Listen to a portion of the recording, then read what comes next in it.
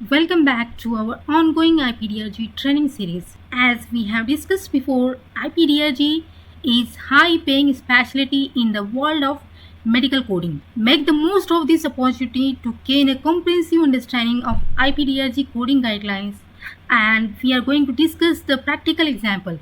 It's all right here for you to grab the opportunity.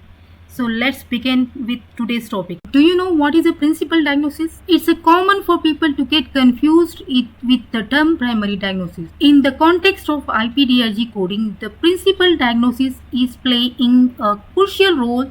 So we need to be very conscious while selecting the principal diagnosis. So let's explore the definition and significance of the principal diagnosis in the ip-drg coding. Later we will tackle the concept of primary diagnosis afterwards. The principal diagnosis is defined as the condition established after the study to be chiefly responsible for the patient's admission to the hospital for care. For example, say a patient admitted to the hospital because of sepsis or respiratory failure is diagnosed after the study, and it will be the reason for admission.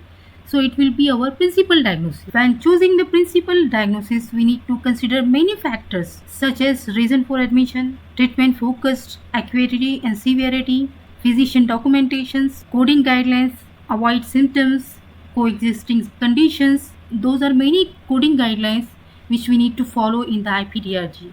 We must know the difference before reporting to the primary diagnosis, principal diagnosis and secondary diagnosis. Let's review each of these individually. The primary diagnosis is often confused with the principal diagnosis. In the inpatient setting, the primary diagnosis describes the diagnosis that was the most serious and the resource intensive during the hospitalization or the inpatient encounter. Typically, the primary diagnosis and the principal diagnosis are the same diagnosis, but this is not always the case. The principal diagnosis is defined as a condition after a study which occasioned the admission to hospital. According to the ICD-10 CM official guidelines for coding and reporting, we must remember that the principal diagnosis is not necessarily what brought the patient to the emergency room, but rather than what occasioned the admission. An example of when these two would be differed: a patient is admitted for a total knee replacement of osteoarthritis. The patient is brought to the preoperative holding area to prepare for surgery and suffer an ST segment elevation of myocardial infarction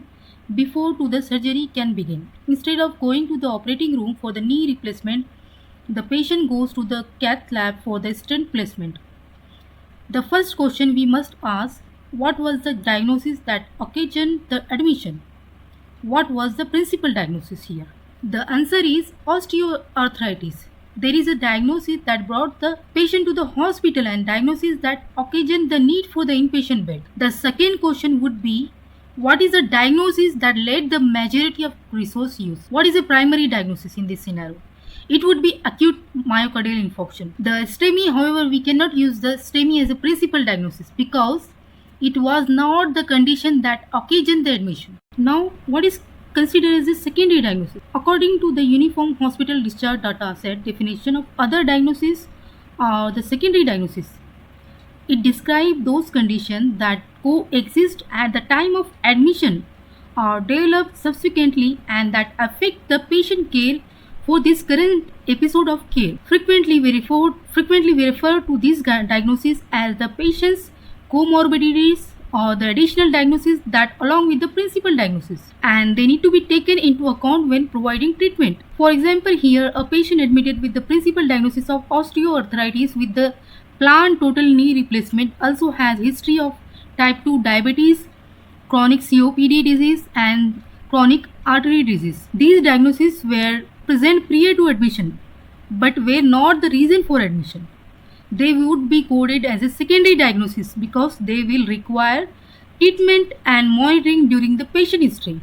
Why principal diagnosis is most important factor in healthcare industry? So let's discuss principal diagnosis and treatment planning necessity. The principal diagnosis is the primary reason a patient seeks medical care. It forms the basis of treatment planning and helps healthcare providers determine the appropriate course of action to address the patient medical condition or medical necessity. Ensuring patient safety. The vital role of principal diagnosis is ensuring patient safety and minimizing medical errors. The correct Identification of the principal diagnosis is essential for the patient's safety.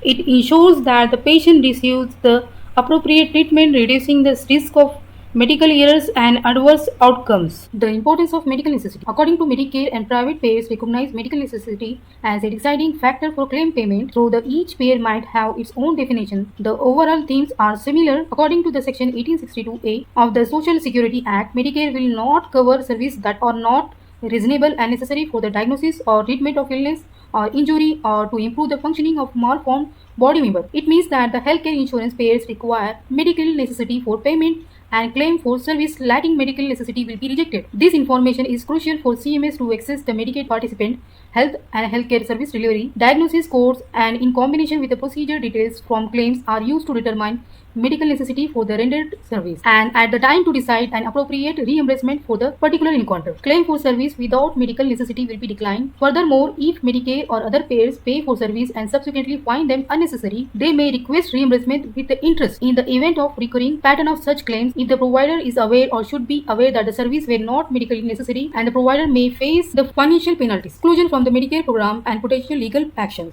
In our next series, we will be going to deeper in the world of ip-drg coding. We will go deeper in selecting the principal diagnosis guidelines with a real-time example. Additionally, we will explore essential topics like CC, comorbid conditions, MCC, major comorbid conditions, HAC, hospital-acquired condition, and details of the POA present on admission indicators. Get ready for an enlightening journey that will be equip you with the knowledge and expertise to navigate the complexity of the ip-drg coding. Please subscribe to my channel. Thank you so much for watching.